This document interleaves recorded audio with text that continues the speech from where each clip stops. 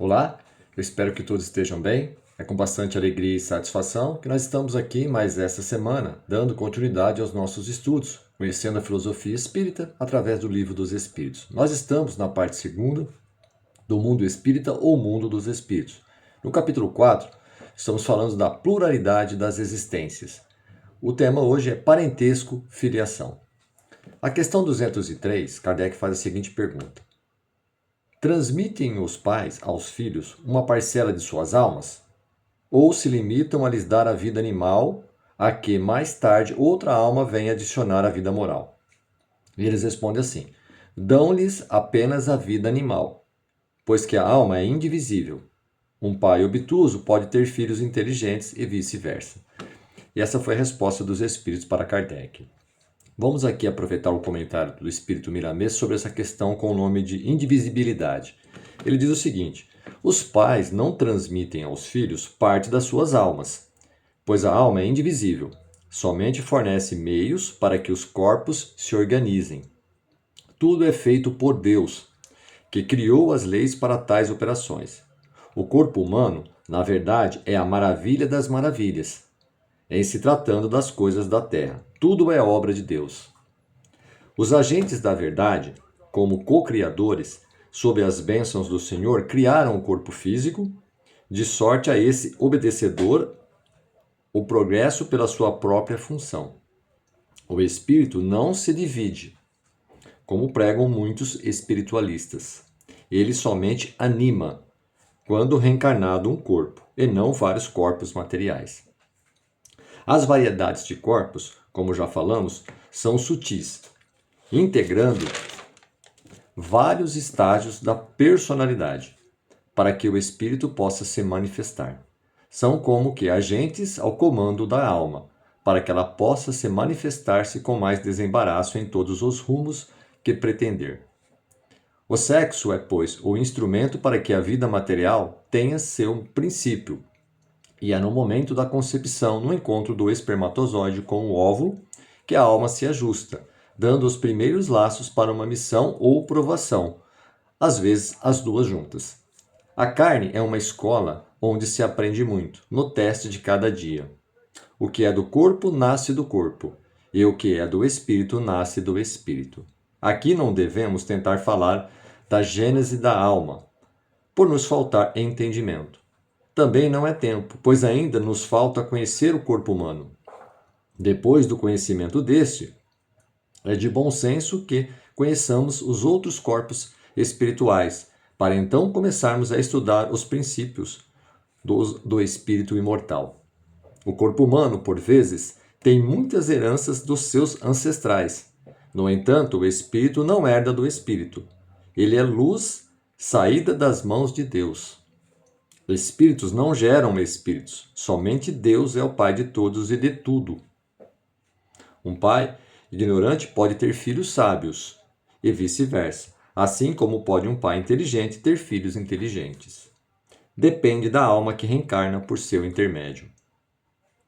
Para que compreendamos essa ciência, necessário se faz que estudemos, meditemos e conversemos com aqueles que já estudaram e compreendem certas leis universais da vida.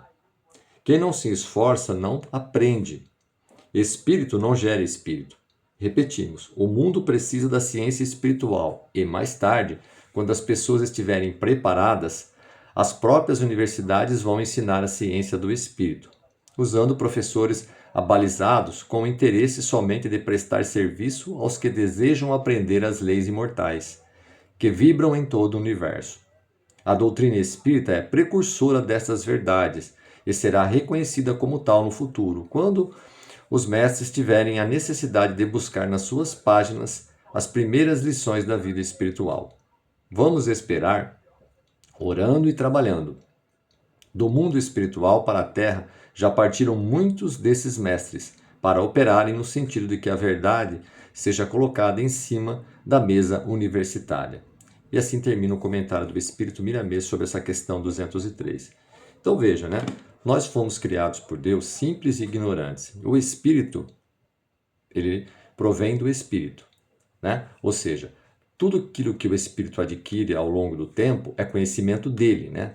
O corpo físico, ele termina no momento em que as funções vitais do corpo se esgotam. Então, nós, criados por Deus, né, de forma simples e ignorante, não temos outra, né, indivisão, ou seja, não somos indivisíveis. O espírito, ele é imortal. À medida que ele vai avançando, evoluindo, né, ele vai adquirindo mais conhecimento.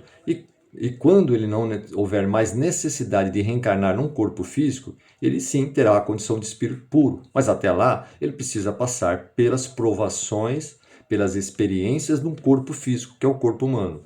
Este corpo, uma vez habitado pelo espírito, ele se manifesta através, né, deste corpo. Por isso que temos que ter o cuidado com o corpo físico, as necessidades que precisamos, para que através do nosso corpo físico possamos nos manifestar, fazermos os movimentos que necessitamos, como bem foi dito aqui. Então, nós viemos da criação divina, né? Não temos a compreensão suficiente ainda, porque necessitamos de conhecimento, de aprendizado, de evolução, para entendermos como é esse processo. Mas sabemos que o espírito é criação divina, né?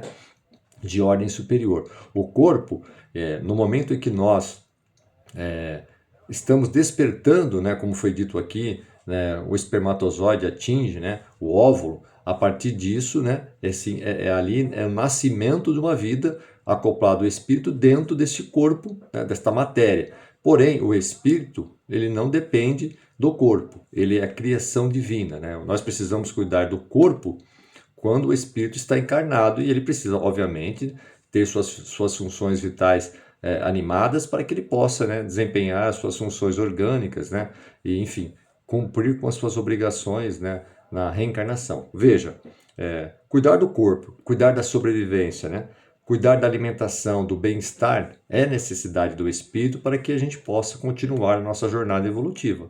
No corpo físico, né, temos as funções, as necessidades fisiológicas. Então, veja, quando nós reencarnamos e adquirimos, né, a nossa consciência, nós não podemos viver a vida sem regras, né? Nós não podemos viver a vida de qualquer maneira, desrespeitando as nossas necessidades fisiológicas, né?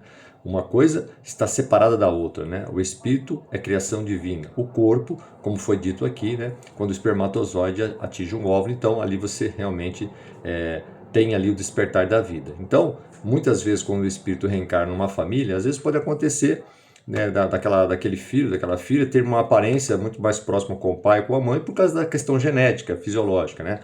E às vezes pode ser que a questão psicológica, na personalidade, é diferente, porque o espírito que está ali reencarnando, ele não tem nada a ver, às vezes, com aquela família. Então ele vem ali, às vezes, para receber ajuda, para receber apoio, para que ele também possa ter aprendizado naquela família que está abraçando ele. E muitas vezes também esse espírito que reencarna naquela família, ele já tem ali uma ligação, um vínculo afetivo anterior. Então, às vezes, até a personalidade do filho, da filha, se parece muito com os pais ou daquelas pessoas, né, que está ali no papel de pai e de mãe. Por quê? Porque já existe um vínculo anterior, né? Na maioria das vezes, as famílias, né, os clãs, eles estão muito próximos, né? Quando nós reencarnamos uma família, possivelmente em outras ocasiões, já tenhamos vivido com aqueles familiares, ora no papel de pai, no papel de filho, no papel de irmãos, né? Enfim, tudo isso no processo evolutivo, porque quando nós estamos encarnados, vivendo numa família, dentro de uma comunidade, numa sociedade, num país, nós temos ali as nossas necessidades, as nossas obrigações. E essas necessidades, essas experiências é o que vai nos dando a condição de espíritos puros, porque nós precisamos passar pelas experiências, pela paciência, pela resiliência, né? Pelo amor, pela prática do bem. Todas essas opções, essas alternativas durante a nossa existência vão se abrindo para nós. É como se fosse um chamamento, né?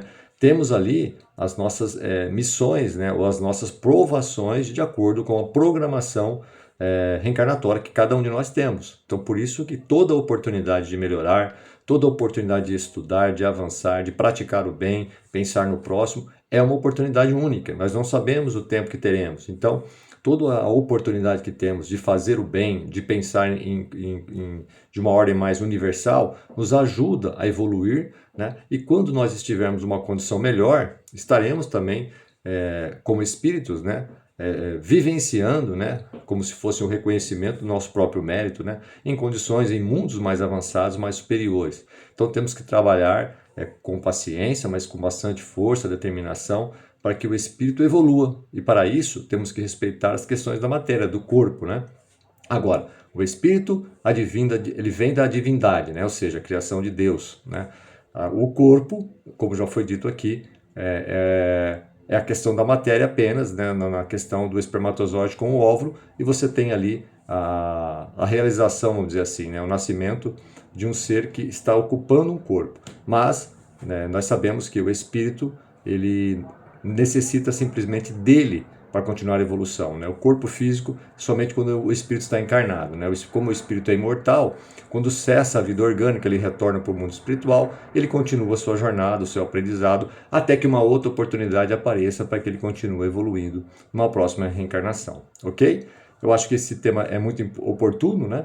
Nós vamos falar um pouco mais nas próximas semanas, mas eu agradeço mais uma vez o tempo e até a próxima semana, se Deus quiser.